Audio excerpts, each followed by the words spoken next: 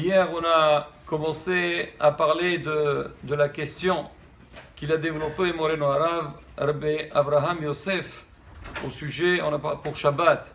Alors avant tout, donc on a dit l'importance, il a parlé de l'importance de Shabbat, que les Yevanim, les Rsha'im, ils ont voulu empêcher les Juifs de faire le Shabbat, et on a expliqué que le but c'était quoi? C'est casser l'ambiance familiale.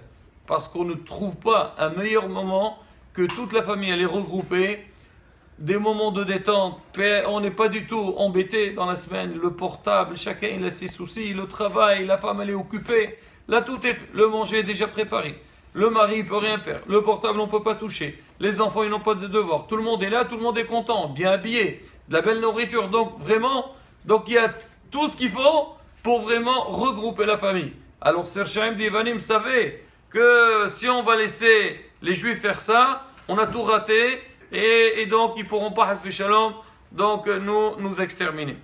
Alors maintenant, on a dit qu'il a touché pas mal de points au niveau de la halakha.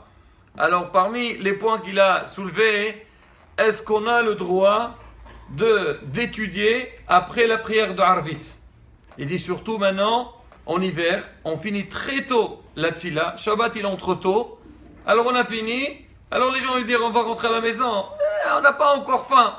Et à savoir si la femme elle a encore préparé la table, n'a pas préparé, elle est fatiguée. Donc il y a beaucoup de raisons. Il y a aussi le rav de la synagogue, il dit attends, moi j'ai envie de faire un shiur à la synagogue.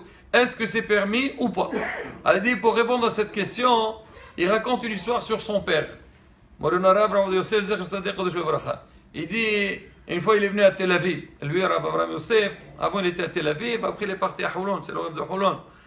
Alors il était venu, il est parti prier dans la synagogue du Rav de l'époque, c'était le Rav Maya.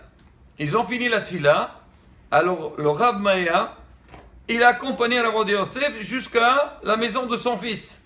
Une fois qu'il est arrivé, il lui a dit, Shabbat Shalom, moi je dois repartir à la synagogue. Il a dit pourquoi? Il dit parce que maintenant on a un shiur. Du coup vous avez un shiur maintenant, moi aussi j'ai envie de partir avec toi. Et il est parti Rav Yosef avec lui, il est resté le temps à étudier, après ils sont rentrés.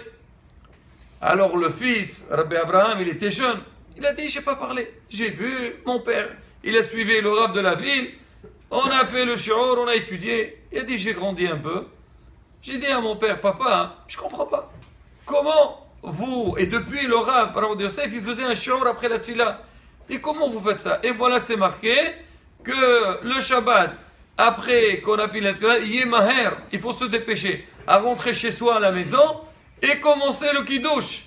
Alors maintenant, comment vous pouvez vous permettre? Alors le Rav, il lui a répondu, et il lui a dit, mon fils, écoute-moi bien.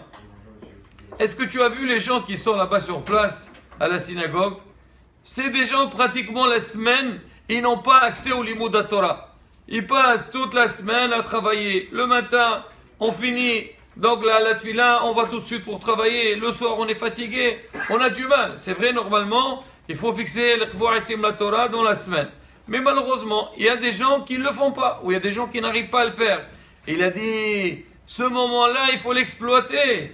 Les gens, ils sont demandeurs, ils veulent étudier, ils veulent participer à un shiur de Torah. Hasbi gens veulent les empêcher. Ah, tu me dis à cause de Shuharouch, écoute mon fils, je veux t'expliquer. Je ne sais pas si c'est le Rav Avadia qui a dit ou Rabbi Abraham Yosef lui-même qui a donné cette raison. Il a dit, c'est marqué, Masechet Brachot, c'est marqué Hasidim Rishonim. Les Hasidim d'avant, les gens les pieux. Alors qu'est-ce qu'ils faisaient? Shohim sha'a ahat lepnei atfila ou sha'a ahare atfila. Ils restaient à la synagogue.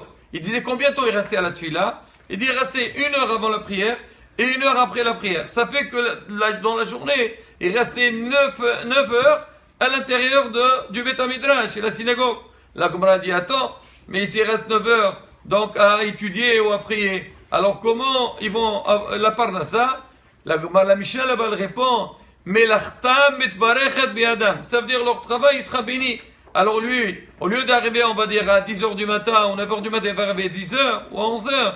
Alors quand il va travailler, il aura plus de clients ou bien il aura des bons clients qui avec ça il va gagner sa journée. Donc il n'y a pas de problème. Donc qu'est-ce qu'on voit de là? On dit que le temps qu'ils sont restés après la tfila à étudier, il fait partie de la tfila.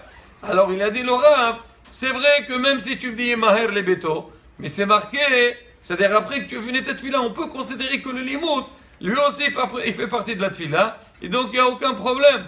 Et donc on peut aller sans aucun problème. Au contraire, beaucoup de fois, il y a des gens, ils viennent participer à des shiur et Torah le vendredi soir ou le Shabbat, ils vont goûter le plaisir de l'imoud à Torah, et à travers ça, ils vont chercher à étudier dans la semaine aussi.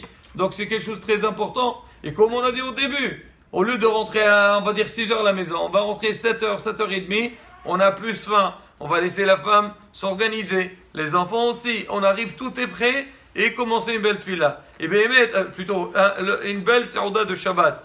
Et souvent, pendant ces shiurim-là, on écoute des hidushim, on peut les répéter à table. Et regardez, Rabotai, cette question, elle était posée aussi à notre maître, Rabbi Meir Mazouz, Shlita. Alors quelqu'un a posé pratiquement la même chose. Il lui a soulevé le lachon du Shulchan Aruch qui dit quand il rentre chez lui à la maison, il doit se dépêcher à manger tout de suite, faire le kiddush et manger. Le Rabbi lui a dit ceux qui font ça, Hasbe Shalom, il n'y a aucun issour. C'est mutar les gamre. Et il lui a dit mais regarde le lachon du Shulchan Aruch. Qu'est-ce qu'il est Shulchan Aruch? Quand il arrive à la maison, il se dépêche à faire le kiddush. Mais il n'a pas dit quand tu as fini la tefila, tu te dépêches à aller faire le kiddush. Donc ça pose aucun problème. Mais si Hasbi Shalom, la personne va traîner, même Rav Avraham Yosef, il a dit, il y a des gens, ils ont venu la tefila de Arvit. Il y a des gens, ils ont venu la tefila de Arvit, ils restent à la synagogue pour faire Shnei Mekrav Hatar. On dit, écoute, faire des hasidot, pas maintenant, rentre à la maison, fais kiddush avec ta famille, après fais Shnei Mekrav Hatar, ou fais-le le vendredi. Mais ce qui sort de là, Rabotai, que ce Inyan-là, de fixer un moment d'étude, c'est quelque chose d'exceptionnel. Baruch Hashem, ça ne dérange pas du tout. Ce n'est pas le cas. Si du vent on parlera du kiddush de midi, là c'est différent. Les gens, quand ils traînent ou ils mangent et tout, ils rêvent à la maison, un peu la tête qui tourne, ils ont du mal à manger. Ça c'est autre chose. On parlera de ça, vrai Hashem, un show spécial. Mais pour le vendredi soir, au contraire, si on peut le faire et que tout le monde puisse profiter, Be'ezrat Hashem b'simcha rabba. Alors je rappelle à la bouteille, samedi soir, il y a Melavé Malka avec le Rav Dreyfus. Il va parler sur le Hinour et le Shlom Bayit. Hezro ve'emso, Shabbat Shalom Mevorach.